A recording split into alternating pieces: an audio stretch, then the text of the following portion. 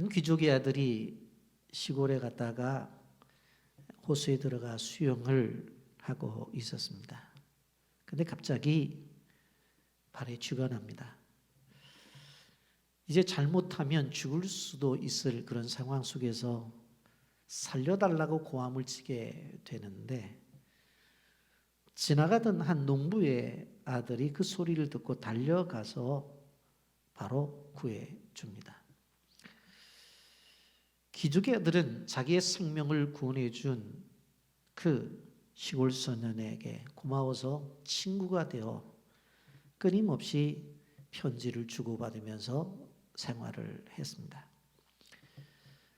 어느덧 13살이 된 시골 소년이 초등학교를 졸업하게 되자 그 소식을 듣게 된 귀족의 아들이 편지를 씁니다. 넌 커서 무엇이 되고 싶니? 이렇게 편지를 썼더니 이 시골 소년이 답장을 주었는데, 나는 의사가 되고 싶어. 하지만 우리 집은 가난하고 형제들이 9명이나 있어서 나는 집안일을 도와야 돼 라고 답장을 씁니다. 이 편지를 받은 귀족의 아들은 친구를 돕고 싶었어요. 그래서 아버지를 설득하고 그 시골 소녀를 런던으로 데리고 옵니다. 그리고 공부를 시켜서 런던의 의과대학에 입학을 하게 됩니다. 그 후 이 시골 소녀는 의학을 공부하고 페니실린이라고 하는 기적의 약을 만들어냅니다. 이 사람이 바로 1945년 노벨 의학상을 받은 플레밍이라고 하는 사람입니다. 그의 학업을 도와주었던 귀족 소년도 열심히 공부를 하고 또 정치적인 감각이 있어서 26세의 어린 나이에 바로 국회의원으로 당선이 되어집니다. 그런데 이 젊은 정치가가 이 전쟁 중에 폐렴에 걸려서 생명이 위태롭게 되어집니다. 그 이야기를 듣고 이 친구 플레밍이 페니실린을 갖고 쫓아갑니다. 그래서 바로 이 사람을 살려냅니다. 그 사람이 누구냐? 영국의 위대한 저술가요 정치인인 윈스턴 처칠 경입니다. 그들의 우정은 서로 돕고 돕는 과정 속에서 생명을 살리는 일까지도 한 것을 볼 수가 있습니다. 물에 빠졌을 때는 실질적으로 어린 처칠을 플레밍이, 나중에 병이 들었을 때는 플레밍이 윈스턴 처칠을 찾아가서 자기가 개발한 페니실린으로 생명을 살리게 되어집니다. 여러분, 서로 간의 우정이 이렇게 살리는 작업까지 간 것을 우리가 보면서 사람과의 관계가 매우 중요하다라고 하는 것을 우리는 보게 됩니다. 우리는 이 다윗의 일생을 보고 있는데, 압살롬이 공격을 하니까 다윗이 도망을 가게 되어져요. 그런데 우리 참 이해가 되어지질 않아요. 어떻게 아들이 공격을 해온다고 해서 한순간에 도망을 가는가? 여러분 생각해 보세요. 다윗은 전쟁에 능한 용사였어요. 전략가였어요. 이렇게 들어온다고 해서 도망갈 사람이 아니에요. 그리고 다윗에게도 군사가 있었어요. 그럼 군사들을 일으켜서 분명코 싸울 수 있잖아요. 그리고 다윗이 살고 있는 이 다윗성은 난고불락의 성으로서 외부에서 침략해 들어오기가 쉽지 않은 그러한 성이었어요. 그런데 도망을 가고 있다고요. 이유가 뭐냐? 바로 다윗은 하나님의 성이 전쟁터가 되는 것을 원치 않았어요. 전쟁이 이루어지면 결국 죽고 죽이는 일들이 벌어지는데, 이러한 거룩한 도성이 전쟁터가 되는 것은 옳지 않다. 또 한 가지는 반역자가 누굽니까? 아들이잖아요. 여러분, 아버지와 아들이 싸우면 누가 이길까요? 정답, 이기는 사람 없어요. 아버지와 아들과 싸워서 누가 이깁니까? 이건 무의미한 싸움이라고요. 이기는 사람이 없어요. 그러니까 아들이 이렇게 오니까 내가 피해주지 하고 지금 도망을 가고 있는 것입니다. 그리고 또 한 가지는 아들이 구테타를 일으켜서 이렇게 자기를 내쫓는다면 내가 하나님이 낮아지라고 한다면 나는 낮아지겠다. 나는 낮아지겠다 하는 겸손한 마음으로 이렇게 떠나는 것입니다. 이렇게 떠나게 되어질 때에 오늘 사무엘하 16장에 보면 바로 만나는 네 사람의 인물이 있습니다. 바로 거짓말로 위증을 하고 있는 시바라는 사람과 저주하고 있는 시므이라고 하는 사람, 그리고 그 속에서도 다윗을 도우려고 하는 후세라고 하는 사람. 그전에는 다윗 옆에 있어서 함께 정사를 논했지만 이제는 다윗을 떠나서 압살롬에게 간 아히도벨이라고 하는 사람이 있습니다. 오늘 우리는 이 본문에 나타난 네 사람을 중심으로 해서 바로 내 주변에 있는 사람들을 좀 생각해 보면서 나는 어떤 존재로 세워져야 될 것인가 말씀을 통해서 은혜를 나누고자 합니다. 영상 보고 말씀 계속하겠습니다. 혹시 여러분도 이런 상황 아니십니까? 기도했으니까 그건 당연히 하나님이 도우셔야 하는 거니까 그래서 하나님을 기대했는데 심지어 이 일에 대해서 약속의 말씀도 받았는데 하나님이 도통 일하실 기미도 안 보이고 오히려 내가 원하는, 기대하는 그런 생각하던 방식이 아니라 예상치 못한 안 좋은 방향으로 일하시는 것처럼 보이는 상황에 처해 계십니까? 바울도 3번이나 가시가 떠나가게 해달라고 기도했었던 원치 않았던 상황에 있었습니다. 이 가시 때문에 사도 바울은 복음을 전하는데 방해를 받았고 그래서 복음 전파를 위해서 이 가시를 없애달라고 하나님 앞에 기도하는 것은 당연한 요구였습니다. 그런데 하나님이 무엇이라고 응답해 주시냐면 가시를 없애지 않을 거라고 응답하십니다. 그리고 내 은혜가 족하다라고 말씀하십니다. 근데 여러분, 이것은 바울에게 하나님이 포기하고 그냥 살아, 이 정도도 살만하잖아 라는 말씀이 아닙니다.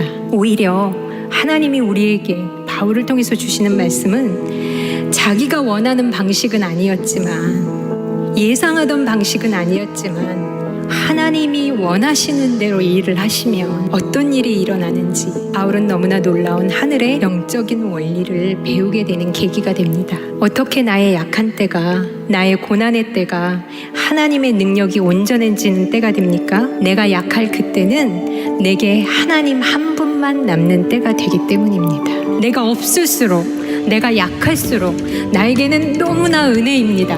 나에게 하나님 한 분만이 계시기 때문입니다. 약하십니까? 하나님을 바라보십시오. 사단이 자꾸 너 아무것도 없지? 너 약하지? 그 소리에 우리가 속으면 안 됩니다. 정반대입니다, 여러분. 이 사람이 하나님만 의지하게 되면 온전하신 하나님의 능력이 나타나고 죽은 자를 다시 살리시는 그 하나님의 능력이 우리 가운데 장막처럼 머물게 되시고, 그렇기 때문에 우리가 어떤 고난도 기뻐하는 자가 되므로 강한 자가 될 것이라는 것을 사단이 알기 때문에 계속해서 우리를 건드리는 것입니다. 그래서 여러분이 약해지실 때 그때가 낭망할 때가 아니라 그때가 오히려 기뻐할 때입니다. 그때가 오히려 더 하나님을 의지할 때입니다. 하나님은 반드시 오십니다. 하나님의 도우심이 오십니다. 이건 나의 생각과 상상을 초월하는 도움입니다. 하나님이 여러분을 도우시고 일하실 것을 믿으십니까? 여러분의 뜻이 이루어지는 것이 아니라 하나님의 뜻을 이루실 것이라는 확신을 가지시기 바랍니다. 다윗은 실질적으로 사도 바울의 사고처럼 자기 주변에 나타난 그 사람들을, 그 속에서 무엇을 느껴요? 하나님의 은혜를 느끼고 있다고 하는 것입니다. 첫 번째 사람, 시바라고 하는 사람인데 이 사람은 거짓말을 한 사람입니다. 이제 압살롬의 반역으로 인해서 다윗이 궁을 떠나게 되었어요. 그가 올리브산 마루턱을 지나가게 될 때에 시바의 환영을 받게 됩니다. 여러분, 사람이 어려움을 당하게 될 때 조그만 도움을 주거나 친절한 말 한마디를 건네면 매우 고마운 마음을 갖게 되는 것이 분명합니다. 어려움을 당하는 사람에게는 눈빛 하나, 얼굴 표정 하나, 말 한마디가 매우 힘이 된다고 하는 것입니다. 그런데 피난길에 올랐을 때에 무비보셋의 종 시바가 음식물을 가지고 나타납니다. 1절에 보면 다윗이 마루턱을 조금 지나니 무비보셋의 종 시바가 안장 지운 두 나귀에 떡 200개와 건포도 100송이와 여름과일 100개와 포도주 한 가죽배들을 싣고 다윗을 만난지라.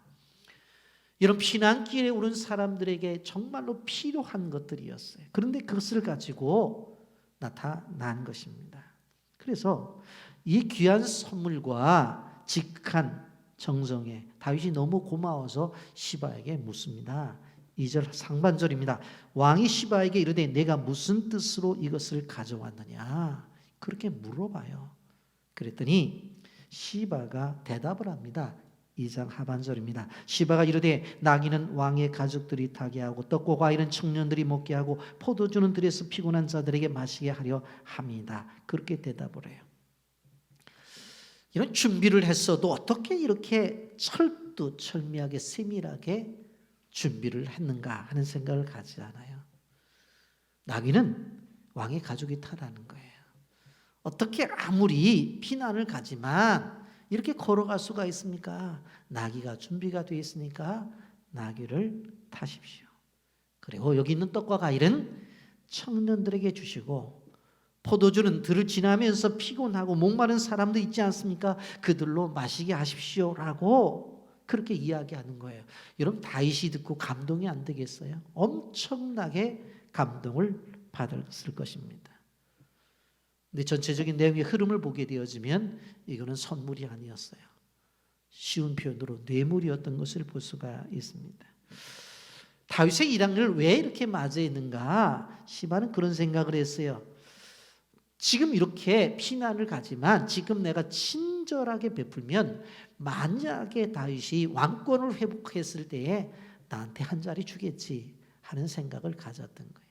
그리고 또 한 가지는 그의 주인 무비보셋에게 바로 다윗 왕이 사울 왕이 가지고 있었던 모든 재산을 넘겨주었는데 나한테 그게 넘어올 수도 있다 라고 하는 생각을 가지고 접근한 것을 볼 수가 있습니다. 여러분, 시바의 주인이었던 무비보셋은 바로 이 요나단의 아들이죠. 그래서 사울의 아들이었던 요나단과 다윗이 친했잖아요. 그래서 가족처럼 그렇게 생활을 했던 그런 관계였습니다. 그런데 그런 관계 속에서 시바가 바로 중상모략을 하는 것을 보게 되었습니다. 3절 보십시오. 왕이 이르되 내 주인의 아들이 어디 있느냐 하니 시바가 왕께 아뢰되 예루살렘에 있는데 그가 말하기를 이스라엘 족속이 오늘 내 아버지의 나라를 내게 돌리리라 하나이다 하는지라. 어디 계신가 하면 저 예루살렘에 있습니다. 그런데 압살롬이 이렇게 쿠데타를 일으키니까 이제 우리 할아버지 사울 왕의 그 나라가 다시 이제 세워질 것이라고 하는 기대를 갖고 이야기를 하면서 있다고 하는 거예요. 거짓말이죠. 거짓말이에요. 무비보셋이 반역을 한다고 했지만 사실은 그렇지 않아요. 다윗이 예루살렘을 떠날 때 무비보셋도 같이 떠나려고 했어요. 그런데 시바가 만류를 했어요. 몸도 불편하신데 왜 가시냐고, 여기 계시라고 그래 놓고는 적반하장으로 무비보셋을 모함하고 있는 것을 볼 수가 있습니다. 무비보셋은 다윗의 사랑에 늘 감사했기 때문에 절대로 그런 일을 꾀할 사람이 아니었어요. 여러분, 성경에 보면 다윗이 다시 돌아오게 되어지는데 다윗이 이 도성을 비운 기간 동안에 바로 이 무비보셋이 어떤 모습을 보여주었는지를 사무엘하 19장 24절에 분명히 이야기합니다. 사울의 손자 무비보셋이 내려와 왕을 맞으니 그는 왕이 떠난 날부터 평안히 돌아오는 날까지 그의 발을 맵지 내지 아니하며 그의 수염을 깎지 아니하며 옷을 빨지 아니하였더라 그랬어요. 무비보셋은 다윗이 돌아올 때까지 발도 제대로 닦지 않았대요. 그리고 수염도 깎질 않았대요. 옷도 빨질 않았대요. 다윗 왕이 이 도성을 떠나서 도망가고 있는데 내가 어떻게 발 닦고 그리고 수염 깎고 그리고 옷 세탁하면서 편하게 잘 수 있느냐, 그런 생각을 가졌던 것이죠. 그런데 뭐라고 말해요? 이 시바가 와서 거짓말 하잖아요. 거짓말. 근데 그 사실 앞에 다윗이 넘어가요. 그래서 오늘 4절에 보면 무비보셋에게 있는 것이 다 내 것이니라 하면서 무비보셋에게 주었던 것을 이제 누가 가지라는 거예요? 시바 네가 다 가져 하면서 이렇게 이야기하라는 것을 볼 수가 있습니다. 모든 소유를 시바에게 준 거예요. 그의 술수에 넘어간 것입니다. 그런데 다시 다윗이 돌아왔어요. 돌아와서 무비보셋을 만나잖아요. 야, 너 대체 왜 너 그랬냐? 그랬더니 쭉 이야기를 들어보니까 누가 거짓말을 한 거예요? 시바가 거짓말한 거예요. 제 모습을 보십시오. 저도 가려고 했습니다. 근데 시바가 나하고 함께 가질 않았습니다. 저는 왕이 떠났을 때 발도 안 닦고 수염도 안 깎고 옷도 안 빨아입고 내가 죄인된 모습으로 이렇게 살았습니다. 다윗이 보니까 정말 그렇거든요. 근데 이미 왕으로서 한 얘기가 있기 때문에 어떻게 해요? 그래? 그러면 내가 무비보셋에게 갖고 있었던 땅 시바에게 주었는데 이제 미안하지만 반으로 나누라. 그래서 사무엘의 19장 29절에 너는 시바와 밭을 나누라 라고 하는 것을 보게 되었습니다. 첫 번째, 우리가 여기서 시바라는 인물이 내 주변에 있을 수 있다는 거예요. 그러니까 거짓말을 통해서 나를 무너뜨리는 그러한 존재들이 있을 수 있다. 그러나 끝내 무너지진 않았죠. 두 번째로 보게 되어지면 시므이라고 하는 존재가 나옵니다. 여러분, 사람들에게 비난을 받게 되면 서글퍼지죠. 다윗이 바후림에 이르렀을 때에 사울의 친족이요 게라의 아들인 시므이라는 사람이 나와서 계속 저주를 퍼붓는 거예요. 저주를. 그 내용이 뭐냐면 너 죄값 받는다. 뭐 그렇게 얘기를 하는 거예요. 6절부터 8절까지 보게 되어지면 그 내용이 있습니다. 또 다윗과 다윗 왕의 모든 신하들을 향하여 돌을 던지니 그때의 모든 백성과 용사들은 다 왕의 좌우에 있었더라. 시므이가 저주하는 가운데 이와 같이 말하니라. 피를 흘린 자요 사악한 자요 가거라 가거라. 사울의 족속의 모든 피를 여호와께 내게로 돌리셨도다. 그를 이어서 내가 왕이 되었으나 여호와께서 나를 네 아들 압살롬 손에 넘기셨도다. 보라 너는 피를 흘리는 자이므로 화를 자초하였느니라. 압살롬의 난이 발생이 되어진 것은 다른 이유 때문에 그런 것이 아니라 사울 왕가를 무너뜨렸기 때문에 사울의 족속들에 대한 죄 때문에 그렇게 되었다고 하는 것입니다. 다윗이 그 이야기를 들으면서 얼마나 괴롭겠어요. 왜요? 자기는 아니거든요.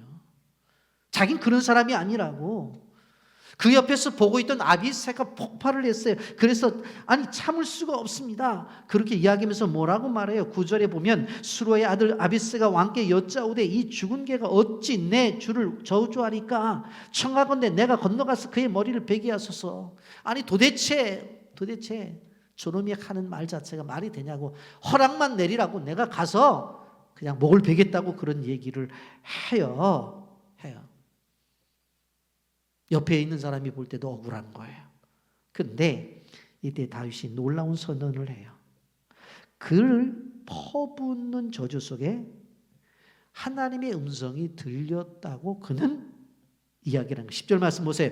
왕이 이르되 수루야의 아들들아 내가 너희와 무슨 상관이 있느냐. 그가 저주하는 것은 여호와께서 그에게 다윗을 저주하라 하심이니 내가 어찌 그리하였느냐 할 자가 누구겠느냐.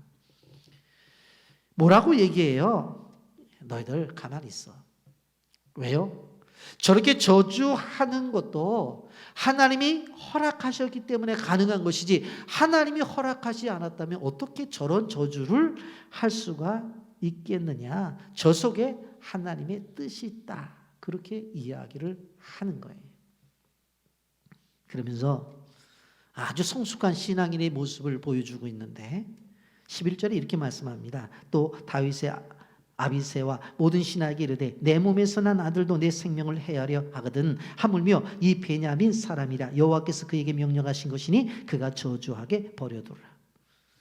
여호와께서 나를 저주하라고 명령하셨어. 그래서 하는 것이니까 가만히 내버려 두라는 거예요. 저는 이 본문 보면서 하나님이 명령하신 거래. 그 다윗은 받아. 그런데 저주하라고 하나님이 시켜서 저주한다고 하면 그 사람은 어떤 사람일까 하는 생각을 해보는 거예요. 여러분, 예수님의 모습을 보세요. 이사야 53장 7절 말씀에 그가 곤욕을 당하여 괴로울 때도 그 입을 열지 아니하였으며 마치 도사장으로 끌려가는 어린 양과 털 깎는 자 앞에서 잠잠한 양같이 그 입을 열지 아니하였도다. 예수님의 모습을 보세요. 곤욕을 당하여 괴로울 때도 입을 열지 아니하여 도수장으로 끌려가는 어린 양과 털 깎는 자 앞에서 잠잠한 양처럼 아무 소리를 하지 않잖아요. 다윗의 모습을 보세요. 억울해요. 저주의 소리를 들어요. 그런데도 그 속에서 나도 하나님이 허락하셔서 하는 거야.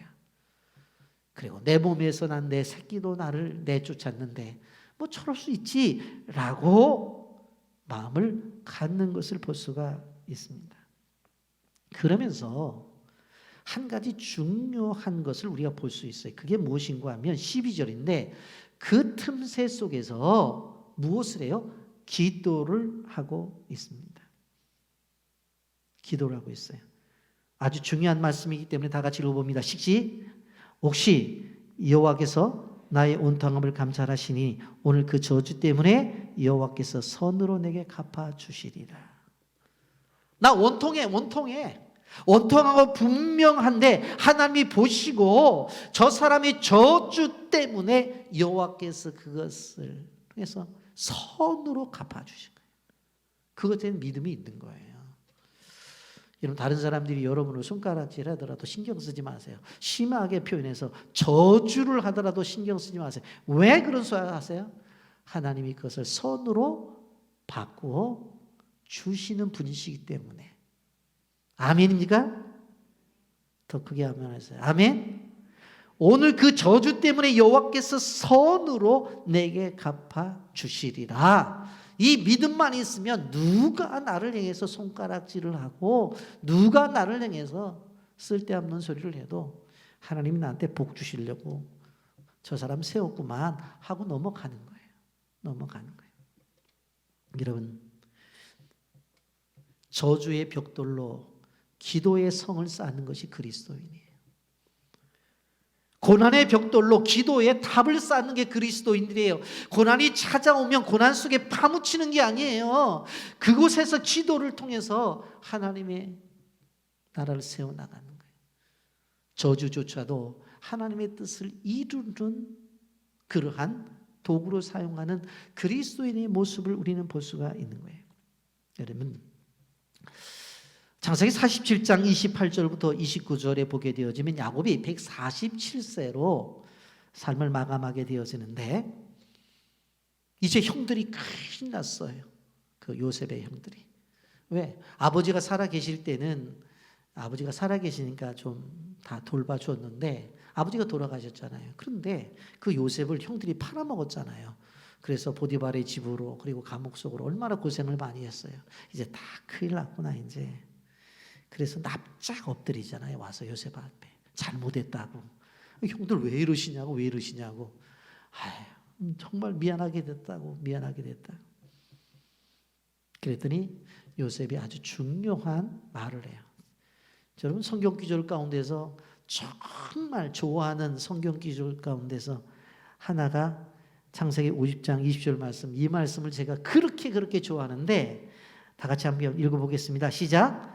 당신들은 나를 헤아려 했으나 하나님은 그것을 선으로 바꾸사 오늘과 같이 많은 백성의 생명을 구원하게 하시려 하셨나니.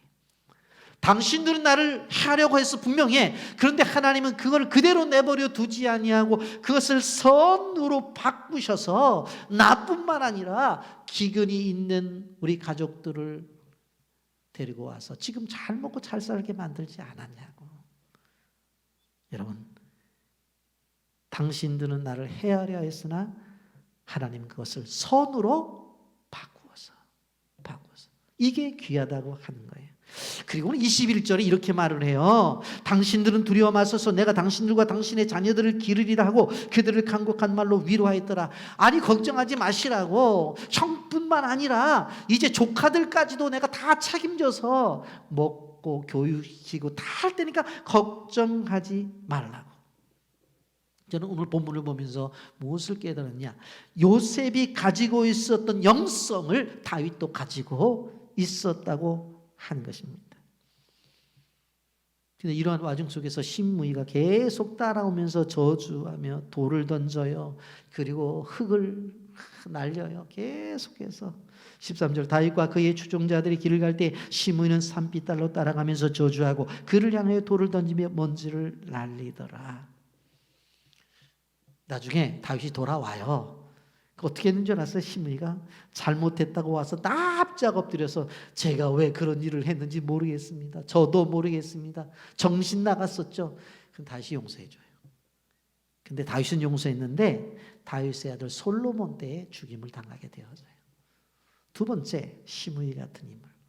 고난을 당하는 사람들에게 위로와 격려가 아니라 돌을 던지고 그리고 저주하는 사람이 있다 없다? 있다라고 하는 거예요. 그러니까 우리가 세상 살아가면서 내가 좀 어려울 때 그럴 줄 알아서 집사님이 하나님이 언제 한데 매드나 봤지.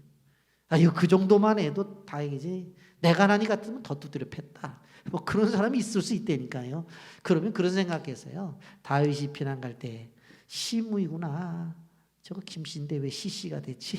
그러면서 이해하고 하나님 주신 축복을 기대하라고요. 아멘. 세 번째, 다윗을 도우려는 후세라는 사람이 있습니다. 이런 다윗이 이렇게 도망을 가고 있는데 한 가지 다윗에게 충격적인 것을 보게 되어져요. 그게 무엇인가 하면 실질적으로 아히도벨이라고 하는 사람인데 이 사람은 다윗과 함께 정사를 나누던 사람이에요. 그런데 이 사람이 압살롬에게 가서 압살롬을 도운다는 거예요. 큰일 났잖아요. 그래서 실질적으로 다윗이 기도를 해요. 그것이 15장 31절 하반절에 다윗이 이르되 여호와여 원하건대 아히도벨의 모략을 어리석게 하옵소서. 아히도벨 머리 좋아요. 하나님 아시잖아요. 그런데 제가 압살롬에게 갔어요. 이제 큰일 났어요. 어떻게 했으면 좋겠어요? 그래서 그 아히도벨의 모략을 어리석은 결정을 내게 해달라고 기도를 해요. 여러분, 나를 위해서 기도해 주는 사람이 있고 나로 하여금 기도하게 하는 사람이 있어요. 지금 아히도벨은 다윗으로 하여금 어떻게 해요? 기도하게끔 하잖아요. 기도를 했어요. 그때 그 다음에 바로 15장 31절 뒤에 이제 32절이 나오는데 이 기도를 하고 나니까 하나님이 누구를 보내냐면 후세라는 사람을 보내줘요. 32절 봅니다. 다윗이 하나님을 경배하는 마루톡에 이를 때에 아렉 사람 후세가 옷을 찢고 흙을 머리에 덮어쓰고 다윗을 맞으러 나오는지라. 아니 이 도벨이 자기를 떠나서 압살롬에게 갔다는 이야기를 들어서 하나님 저 아히도벨이 가지고 있는 모략이 무너지게 해달라고 그렇게 기도를 했어요. 그랬더니 하나님 기도에 응답을 주시는데 누구를 보내자면 친구 후세를 보내주신 거예요. 후세를 보니까 옷을 찢고 흙을 머리에 덮어쓰고 다윗을 맞아요. 그러면서 자기가 돕겠다고 말을 해요. 그러니까 다윗이 뭐라고 말하냐면 내 옆에 있으면 친구니까 너도 고난당해. 그러니까 내 자리로 돌아가. 내 자리 예루살렘으로 가서 할 것이 있는데 거기에 제사장 사독과 아비아달이 있잖아. 그들에게 이 들려오는 얘기들을 좀 얘기를 해줘. 그리고 제사장들은 눈에 보이니까 그들이 나한테 전해주지 못할 거야. 근데 그의 아들 이 아히마스가 요나단이 있는데 집에 가서 제사장들이 얘기해주면 그들이 나한테 전달해줘서 그 상황을 알게 될 거야. 그것을 좀 나한테 해줘라고 그렇게 요청을 해. 그것이 33절부터 쭉 나오는 것입니다.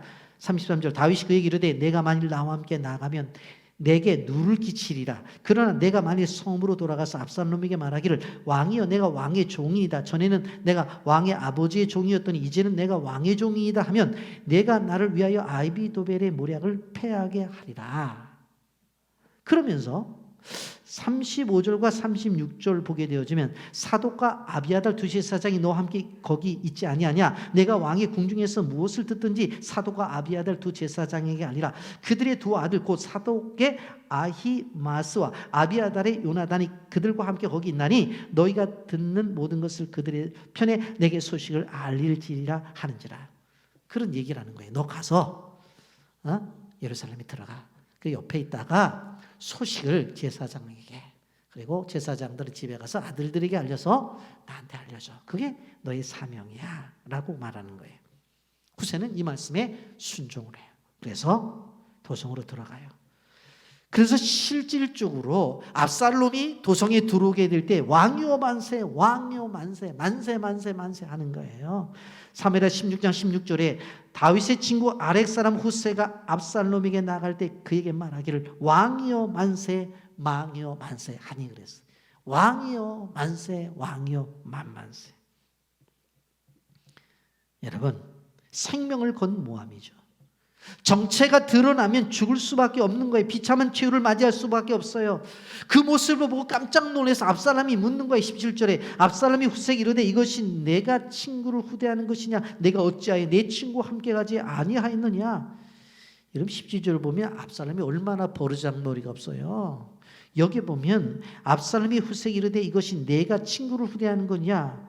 내가가 누구예요? 내가가 후세잖아요. 친구를 후대. 친구가 너희 아버지야 아버지. 아버지 친구도 아버지 뻘이잖아요. 그런데 내가 친구를 후대하는 것이냐. 내가 어찌하여 내 친구야 같이 가지 않았냐.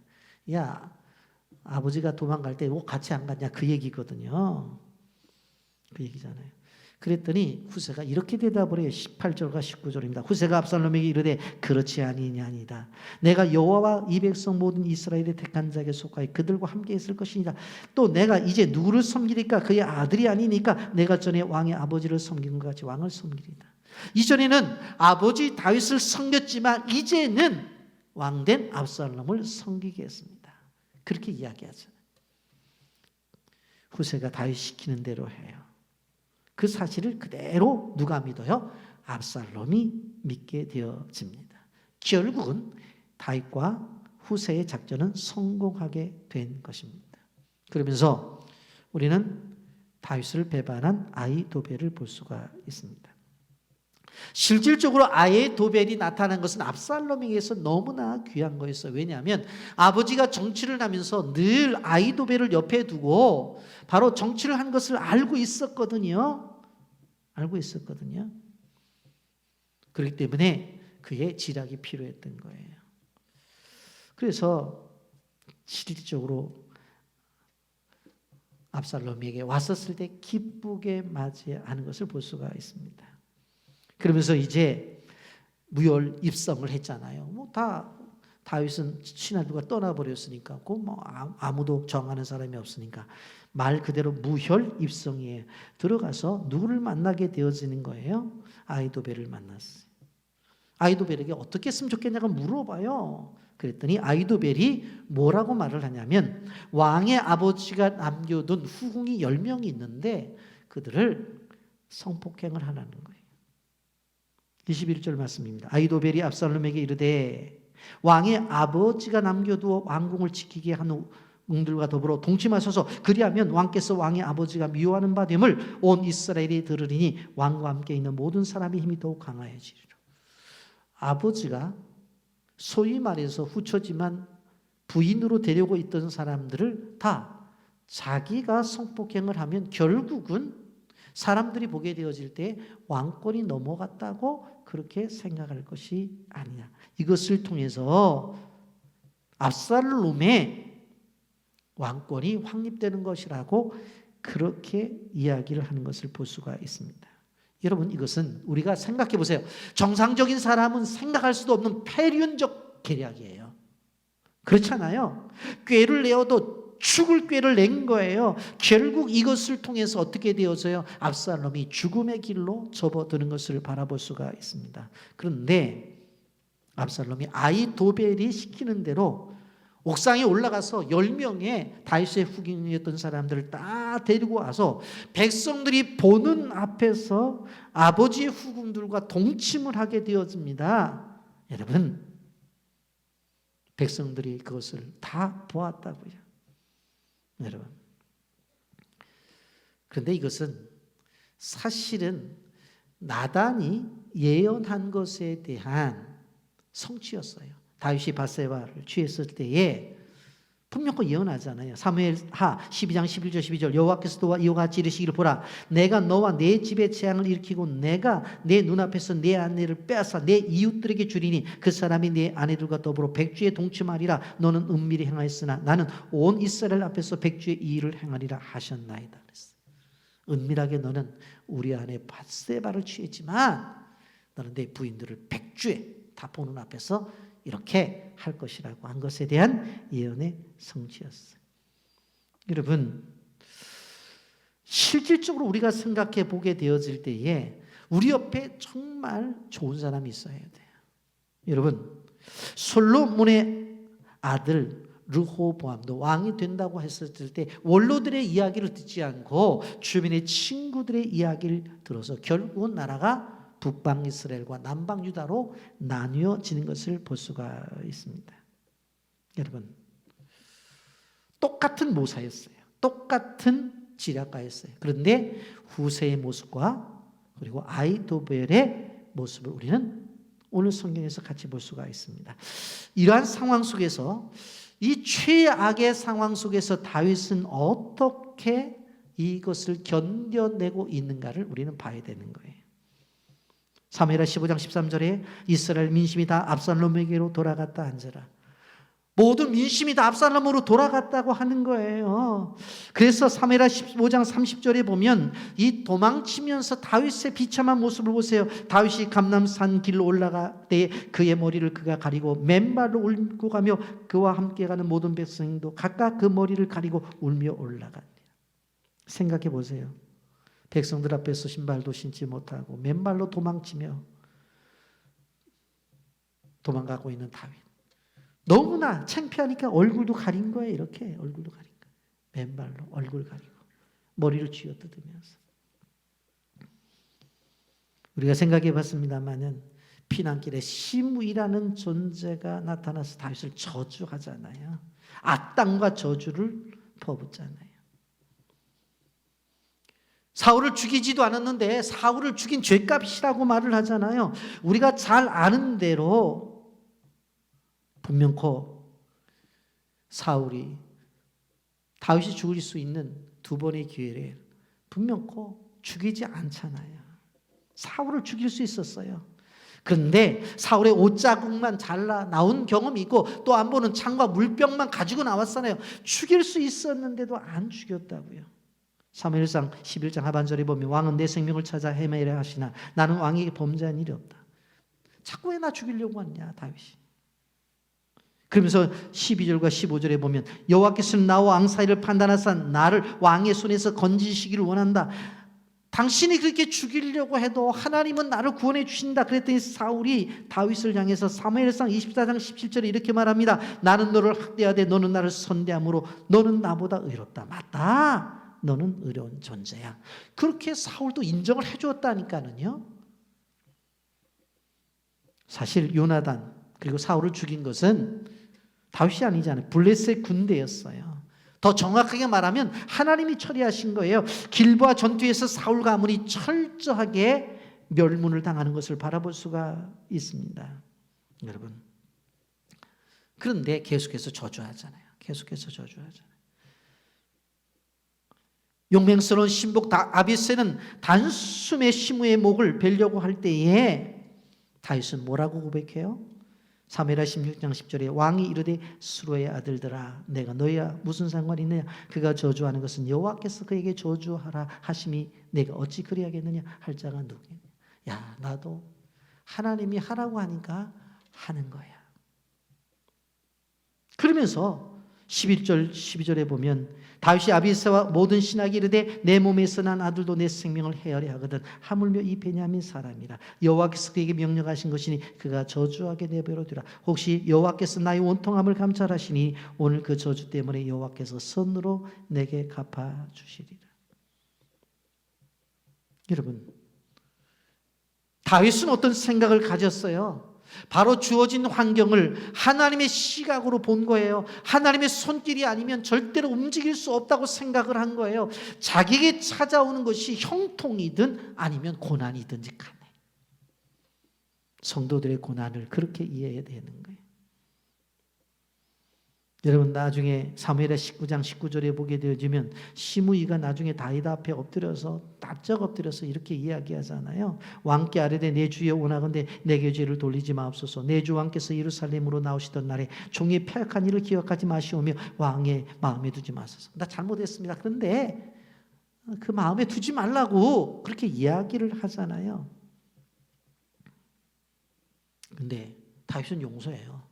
근데 그의 아들 솔로몬에 의해서 죽임을 당하는 것을 볼 수가 있습니다. 여러분, 어떠한 일이 이러든지 간에 하나님과 연결시키고 해석해 나가는 다윗의 모습을 우리는 볼 수가 있어요. 그래서 우리는 여기에서 그래서 다윗이 하나님 앞에 사랑받는 종이었구나라고 하는 것을 보게 되어지고 다른 사람들과 남달리 은총을 받는 사람이구나 알 수가 있습니다. 여러분, 어떤 인생의 문제에 허덕이고 있습니까? 다윗처럼 하나님을 바라보시기를 주님의 이름으로 부탁합니다. 그러면서 사무엘하 16장 12절 혹시 여호와께서 나의 원통함을 감찰하시리니 오늘 그 저주 때문에 여호와께서 선으로 내게 갚아주시리라.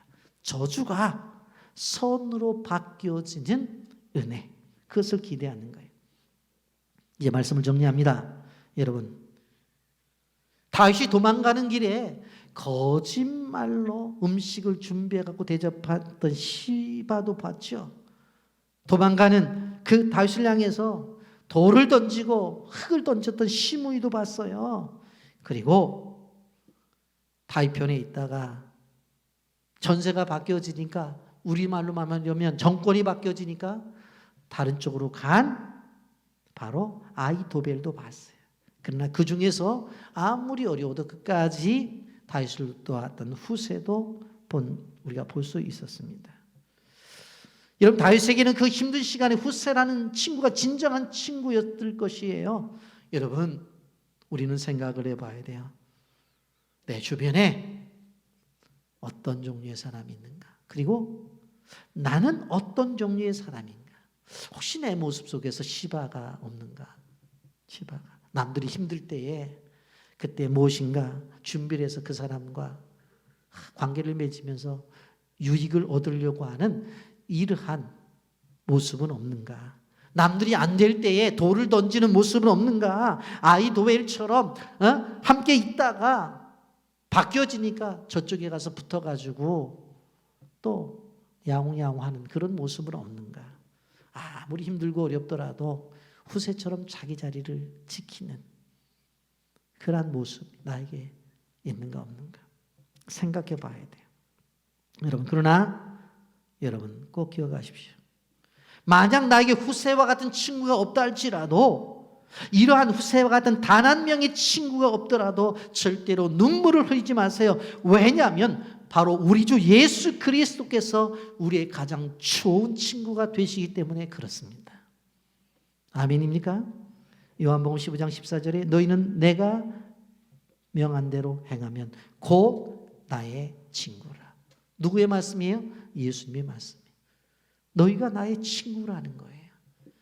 그렇기 때문에 죄짓 맡은 우리 구주 어찌 좋은 친구인지 그 친구가 되시는 그 분이 끝까지 우리에게 친구가 되어주신다는 사실을 기억하시면서 오늘 다윗의 피난길에 나타난 이 사람들을 보면서 우리가 삶 속에서 어떻게 살아가야 될지